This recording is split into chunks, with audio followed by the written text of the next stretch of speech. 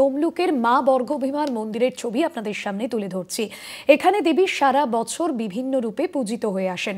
সকাল থেকেই সেখানে ভিড় নজরে আসছে। সৌম্যজিৎ চট্টোপাধ্যায় রয়েছেন আমাদের সঙ্গে সরাসরি। সৌম্যজিৎ, তোমাকে শুরুতেই দীপাবলির অনেক অনেক শুভেচ্ছা। এবং এই মুহূর্তে তুমি বর্গভীমা মায়ের মন্দিরে রয়েছো এবং এখানে আজকে কি কি রীতিনীতি মেনে পুজো হবে এবং এই মুহূর্তে ঠিক কিভাবে ভিড় নজরে আসছে? দেখো বাসদেবী, 51 সতীপীঠের অন্যতম এই দেবী বর্গভীমা মন্দির কথিত আছে। এই বর্গভীমা মন্দিরে দেবীর বাম পায়ের গোড়ালি পড়েছিল এবং তারপর থেকেই এটি সতীপীঠ হিসেবে বিখ্যাত। এই মুহূর্তে যে ছবিটা দেখাচ্ছি, বর্গভীমা মন্দিরে কালী পুজো উপলক্ষে বিভিন্ন মানুষ ভিড় করেছেন, বিভিন্ন জেলা থেকে মানুষজন আসছেন, তারা পুজো দিচ্ছেন মায়ের কাছে। এবং তোমাকে যেটা বলি, এই মন্দিরের উল্লেখ মহাভারতেও রয়েছে এবং শুধু মহাভারত নয়, মার্কণ্ডেয় পুরাণেও এই মন্দিরের উল্লেখ রয়েছে।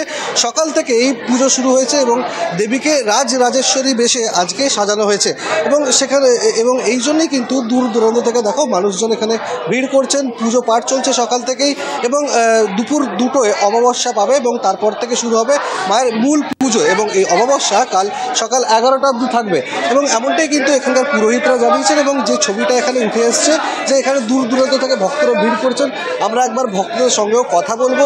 এবং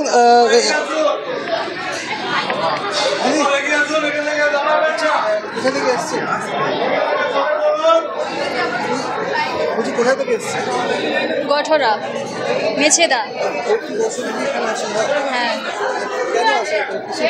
ঠাকুরের কাছে পুজো দিতে। হ্যাঁ, ভিড় হয় এরকম প্রচুর। দেখো, 51 সতীপীঠের অন্যতম এই দেবী বর্গভীমা মন্দিরে কিন্তু মায়ের টানেই প্রতি বছর দূর দূরান্ত থেকে ভক্তরা ভিড় করেন। এই মুহূর্তে আরও প্রচুর ভক্তমণ্ডলী এখানে উপস্থিত রয়েছেন, আমরা তাদের সাথেও একবার কথা বলার চেষ্টা করব। আমি গিয়ে হলদিয়াতে থাকি। আমি বর্তমানে বাড়ি আমার তমলুক, মানে ডিমারিতে।